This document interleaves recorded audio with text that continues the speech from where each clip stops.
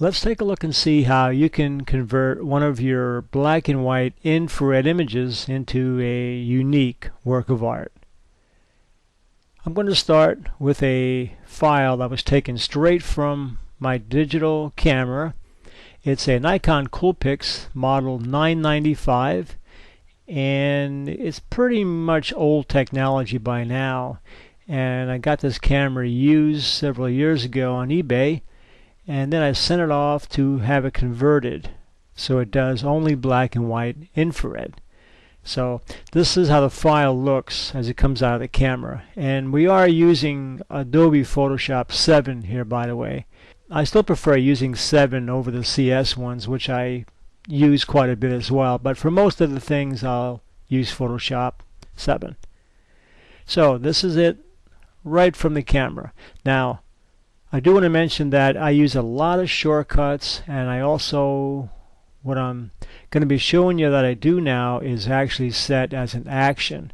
So when I click a button on my keyboard, it takes about maybe a second and a half and the whole thing is done. Where here I'm explaining it to you and it may take, several minutes. But anyway, you could save a lot of time by creating actions if you're doing things over and over again. So here's what I do.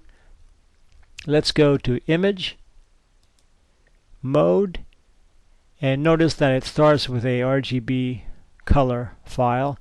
Well, we're going to change this into lab color. And then we're going to go to Channels over here, and then we're going to click on Lightness. And notice how that already just takes away some of that red tone that we have in our file coming straight from our digital camera. And I've seen some files from other cameras that are even more, have a more of a redder tone to it than this one does. But now you can see how the red is already gone in the image. Okay, so we have the lightness channel, and now we're going to go back to mode again, but this time we're going to go to grayscale. So we're taking away all the color information. Discard color channels. Click OK. So now we just have grayscale. Everything that was in color in this file is now gone. However, we want to bring that back because we do want to give it a little bit of a tone, and we can't really do much of a tone in grayscale. So we're going to go back again now, mode, and this time we're going to take it back again to RGB color, because we are going to, like I said, we're going to bring back a little bit of a warming tone.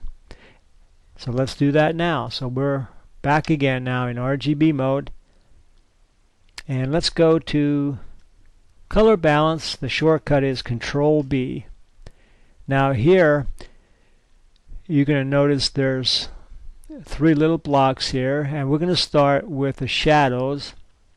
We're going to type in these numbers here. The first block, we're going to type in a 2. Middle block we'll keep as 0. The third block we're going to type in -4. Let's go to midtones. We're going to type in the same thing here. 2. Middle we'll keep 0. And the last block we're going to type in -4. Let's go to highlights. Highlights we're going to type in 4. In the middle we'll keep at 0 again, and the last block this time -8. Okay, well that looks good. And if you notice it now, you can already see it has like a nice warm tone to it. And that's nice, but we can even fine-tune it maybe a little bit more. So we're going to go back into image here, adjustments. This time we're going to go to brightness and contrast. I'm going to just give it just a little pinch contrast. I'm going to also, on the brightness, we're going to take it down just a little bit, give it more of a deeper look. There it is. Now isn't that nice? That's a digital file with just a little bit of enhancement done to it, so it has a nice warming effect as well. To give you an idea, here's how it looked when it started. And then after we took away that reddish cast, which was nice, also we came up with this. But then notice if we add a little bit of a warming tone to it, we have this. There it is. Now that's nice in itself, and there's another step that you could do if you want to go even further, and that's maybe give it some other color. So in this case, we're going to give it a little bit of a blue tone. So I'm going to start with the file exactly as it is. Control B is going to bring up our color balance again, and this time we're going to make it blue. So we're going to take the top slider, we're going to slide this over right about there. Now you can just experiment, try all different things. So this is sort of like a chef. You're sort of tasting your recipe, so you're just sliding this to taste. So you could make it way blue, and of course if you want to go sepia, you just go the opposite way. But we're going to make blue, so we're going to keep that there, and notice that I came up with the midtones as being our default. Now we're going to go to shadows. We're going to do the same thing. We're just going to slide this so it suits our taste.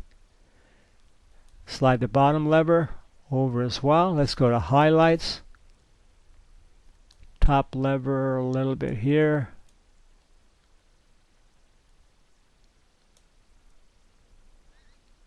And that looks pretty good, and there it is. Isn't that beautiful? So we just took a black and white image straight from the camera, enhanced it a little bit, and just made it into a really beautiful print. Now you don't have to stop here. If you don't want to, you can go on and on. You can maybe add some soft focus, some Gaussian blur, or you could do some vignetting around these sides. You could do some dodging and burning with your dodge tool up here in Photoshop. So it's pretty much endless. You could go on a little bit further, but for our sake we're going to stop right here, and this will give you an idea how you could make your black and white infrared images into a beautiful, exciting work of art.